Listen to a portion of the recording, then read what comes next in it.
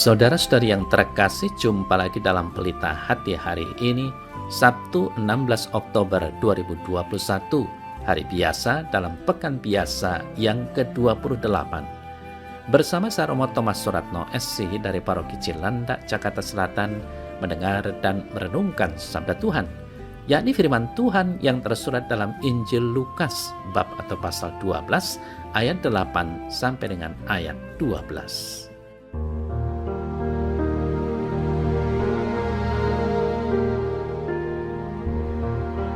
Sekali peristiwa, Yesus bersabda kepada murid-muridnya, "Barang siapa mengakui aku di depan manusia, Anak Manusia juga akan mengakui di depan malaikat-malaikat Allah. Tetapi siapa saja yang menyangkal aku di depan manusia, ia akan disangkal di depan malaikat-malaikat Allah. Setiap orang yang mengatakan sesuatu melawan Anak Manusia, ia akan diampuni. Tetapi siapa saja yang menghujat Roh Kudus, ia tidak akan diampuni. Apabila orang menghadapkan kamu kepada majelis di rumah-rumah ibadat atau kepada pemerintah-pemerintah dan penguasa-penguasa, janganlah kamu khawatir bagaimana kamu harus membela diri dan apa yang harus kamu katakan.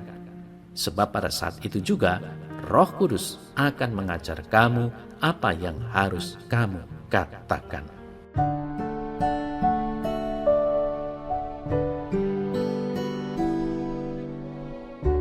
Saudara-saudari yang terkasih, apa dosa yang tak termaafkan yang Yesus minta agar kita hindari? Yesus mengetahui bahwa para muridnya akan diuji dengan berbagai cobaan, dan ia memastikan mereka bahwa Roh Kudus akan memberi mereka segala yang diperlukan pada waktu kesulitan.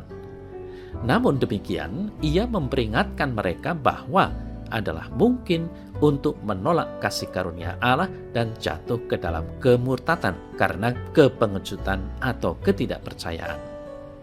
Saudara-saudari yang terkasih, dalam kitab suci, ekspresi dari menyangkal seseorang diartikan sebagai penolakan terhadap dia. Yesus juga berbicara tentang penghujatan terhadap Roh Kudus. Apa itu penghujatan dan mengapa itu merupakan tindakan tercela? Hujatan mengandung unsur perlawanan terhadap Tuhan, baik diucapkan ataupun di dalam hati, kata-kata kebencian, kata-kata celaan, atau perlawanan. Hal ini berlawanan dengan hormat terhadap Tuhan dan namanya yang kudus. Yesus berbicara bahwa penghujatan terhadap Roh Kudus adalah dosa yang tak terampuni. Yesus berbicara tentang dosa ini segera setelah kaum Farisi dan para ahli Taurat menuduh mukjizat-mukjizat yang dilakukan Yesus adalah pekerjaan iblis, bukan dari Tuhan. Saudara-saudari yang terkasih, suatu dosa tak terampuni hanya jika pertobatan adalah mustahil. Jika seseorang secara berulang-ulang menutup hatinya terhadap Tuhan dan menutup telinganya terhadap suaranya, dia sampai pada keadaan di mana ia tidak bisa lagi mengenali Tuhan, bahkan jika Tuhan membuat dirinya bisa diketahui. Orang seperti ini akhirnya akan menganggap hal-hal yang jahat sebagai kebaikan dan kebaikan sebagai kejahatan. Namun demikian, saudara-saudara yang terkasih, takut akan dosa seperti ini merupakan tanda seseorang tidak hati-hati terhadap Tuhan dan sadar bahwa ia memerlukan kasih karunia dan belas kasihannya. Tidak ada batasan untuk belas kasihan Tuhan, tetapi kita bisa menolak belas kasihnya dengan menolak untuk meminta ampun kepada Tuhan atas semua perbuatan salah kita, dan dengan menolak menerima bantuan Dia untuk beralih dari dosa dan dari apapun yang menghalangi kita untuk melakukan kehendak-Nya dalam hidup kita.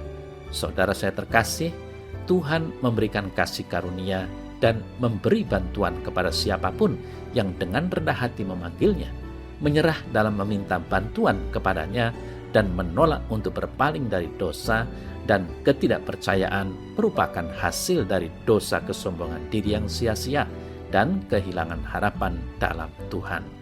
Saudara-saudari yang terkasih, apa yang menjadi dasar dari harapan dan keyakinan kita dalam Tuhan? Yohanes Penginjil mengatakan kepada kita bahwa begitu besar kasih Allah akan dunia ini, sehingga Ia telah mengaruniakan Anaknya yang tunggal, supaya setiap orang yang percaya kepadanya tidak binasa, melainkan beroleh hidup yang kekal.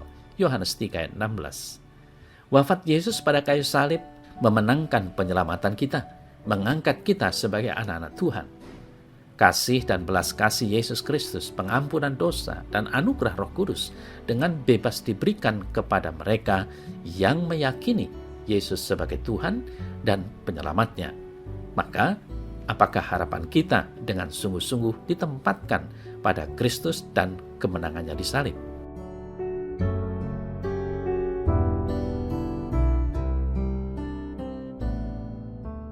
Dalam nama Bapa dan Putra dan Roh Kudus. Amin. Ya Tuhan Yesus, Engkaulah pengharapan dan penyelamatku. Mampukan aku selalu percaya kepadamu setiap saat dan bergantung sepenuhnya pada rahmat kasih karunia-Mu di saat aku dalam kesulitan dan cobaan. Biarkanlah api Roh Kudus-Mu membakar hatiku dan memenuhi aku dengan hasrat untuk selalu mengasihi Engkau. Amin. Dalam nama Bapa dan Putra dan Roh Kudus. Amin.